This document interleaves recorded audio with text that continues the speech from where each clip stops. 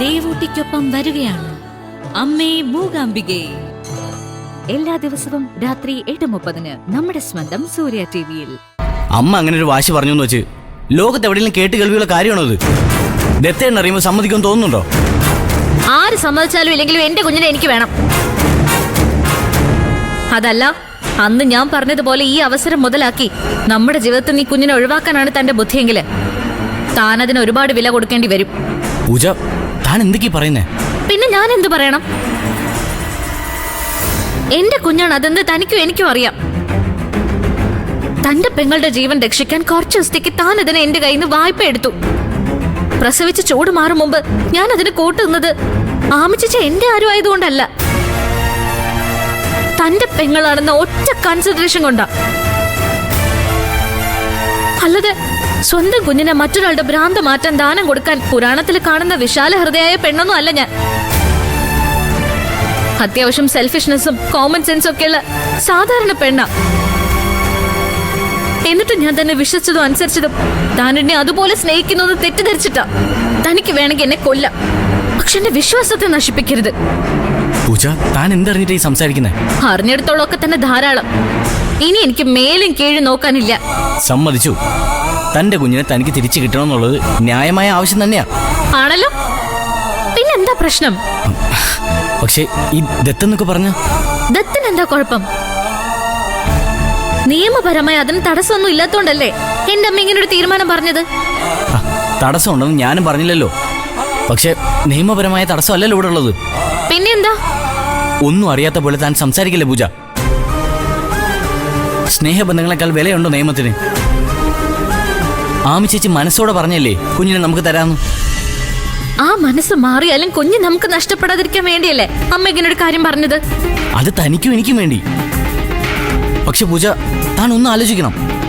ഇവിടെ അത് കേട്ടോണ്ടെന്ന് ആരും എതിരൊന്നും പറഞ്ഞില്ലെങ്കിലും അവരുടെ മനസ്സ് എന്തുമാത്രം നൊന്നിട്ടുണ്ടാവുമെന്ന്. ജീവനെ പോലെ നമ്മളെ സ്നേഹിക്കുന്ന മുത്തശ്ശി ഉൾപ്പെടെ നമ്മുടെ വീട്ടിലെ മുഴുവൻ ആളുകളുടെയും മനസ്സ് കീറി മുറിച്ചുകൊണ്ട് ഇങ്ങനെ ഒരു ദത്ത് നമുക്ക് വേണോ? നമുക്ക് നമ്മുടെ കുഞ്ഞിനെ കിട്ടിയാ പോരെ?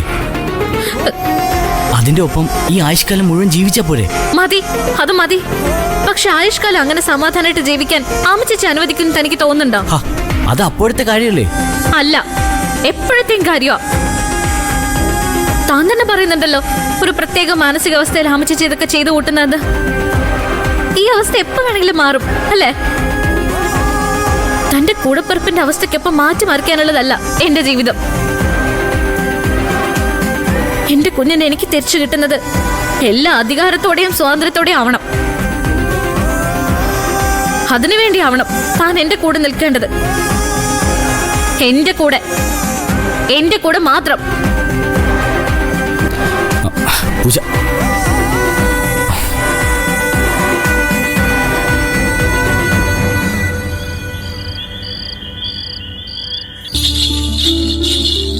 വാവേ വാവേ, ഇത് കണ്ട നോക്കി.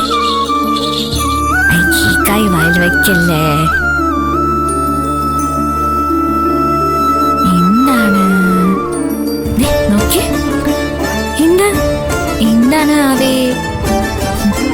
ഹായ്, കണ്ട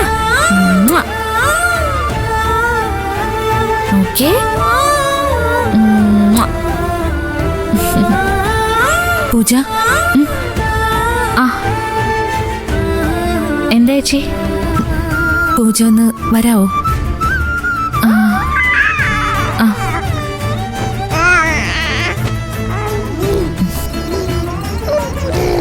ഇപ്പൊ വരാവേ, ഇപ്പൊ വരാട്ടോ.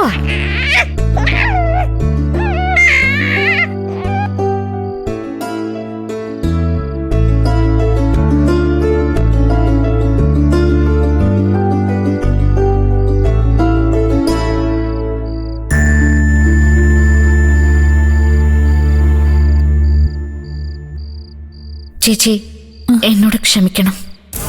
എന്തിന്? കാര്യം അറിയാതെ അമ്മ അങ്ങനെയൊക്കെ. എങ്ങനെയൊക്കെ? അല്ല, ദത്തിന്റെ കാര്യമൊക്കെ. അമ്മ പറഞ്ഞതിലും കാര്യമുണ്ടല്ലോ. എന്റെ ഉദ്ദേശശുദ്ധി നിനക്കും എനിക്ക് മാത്രമല്ലേ അറിയൂ. മറ്റുള്ളവർക്ക് അത് മനസ്സിലാകണമെന്ന് നിർബന്ധമൊന്നുമില്ലല്ലോ. പൂജ പേടിക്കണ്ട. ഇങ്ങനൊരു ഇഷ്യൂ ഉണ്ടായെന്ന് വെച്ച് ഞാൻ എൻ്റെ തീരുമാനം മാറ്റാനൊന്നും പോകുന്നില്ല. കുഞ്ഞിനെ തരാന്ന് ഞാൻ വാക്ക് തന്നിട്ടുണ്ടെങ്കിൽ തന്നിരിക്കും.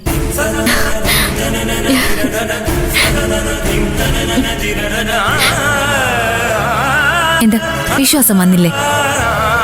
അല്ല, അമ്മ പറഞ്ഞത് നിയമപരമായി ദത്ത് തരണമെന്നല്ലേ? ഞാൻ ഒരുക്കാണ്.